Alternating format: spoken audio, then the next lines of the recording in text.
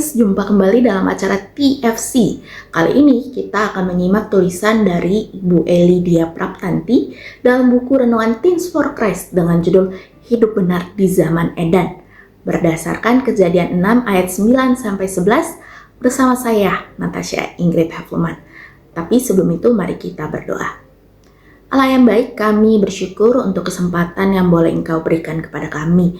Pada kesempatan kali ini, kami akan membaca dan merenungkan firman-Mu. Kiranya Tuhan memberkati kami, agar kami dapat memahami firman-Mu ini.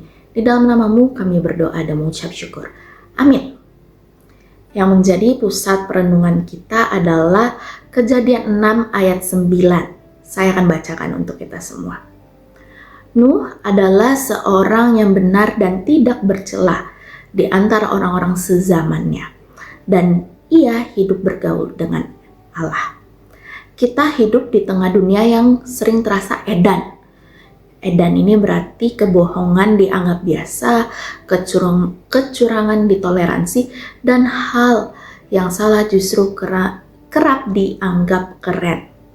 Tidak sedikit remaja yang akhirnya ikut arus karena takut dianggap aneh atau dikucilkan.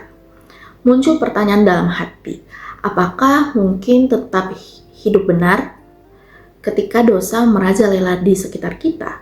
Atau jangan-jangan memang sudah tidak ada lagi ruang untuk hidup benar pada zaman seperti ini? Kejadian 6 ayat 9 hendak memberikan jawaban yang jelas melalui sosok Nuh. Di tengah dunia yang penuh dosa, kekerasan, dan kerusakan moral, Nuh tetap hidup benar dan tidak bercela di hadapan Tuhan. Ia tidak terbawa arus, tidak ikut-ikutan melakukan kejahatan seperti orang lain. Kuncinya bukan pada kekuatan dirinya sendiri, melainkan pada hubungannya dengan Allah.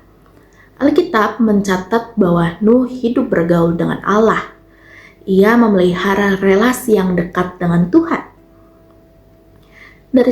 Dari situlah ia memperoleh kekuatan untuk tetap taat dan tidak tergoyahkan. Inilah bukti iman yang nyata, bukan hanya percaya tetapi juga hidup dalam hubungan yang terus-menerus dengan Tuhan.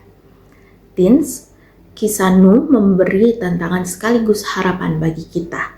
Jika Nuh dapat hidup benar di tengah dunia yang sangat rusak, kita pun dapat melakukannya pada zaman sekarang. Jangan menyerah pada keadaan atau alasan semua orang juga begitu. Justru di tengah kecenderungan pola hidup yang ikut-ikutan, kita dipanggil untuk hidup berbeda. Peliharalah hubunganmu dengan Tuhan, karena disitulah sumber kekuatan untuk tetap hidup benar. Itulah wujud iman yang sejati. Iman yang bukan hanya diucapkan, tetapi dijalani. Iman seperti itulah yang akan menolong kita bertahan, bahkan menyelamatkan kita dari kehancuran akibat dosa. Mari kita berdoa. Tuhan Allah yang kami puji dan sembahnya, terima kasih untuk firman yang boleh kami dengarkan dan renungkan. Pada kesempatan kali ini Tuhan, izinkanlah kami dan berkatilah kami agar kami bisa bertumbuh menjadi remaja Kristen yang mau hidup sesuai dengan kehendak-Mu di tengah zaman yang sudah berbeda, zaman yang penuh dengan kerusakan. Kiranya Tuhan memberkati kami, sehingga kami boleh melakukan semua hal ini sesuai dengan kehendak-Mu. Di dalam nama-Mu kami berdoa dan mengucap syukur. Amin.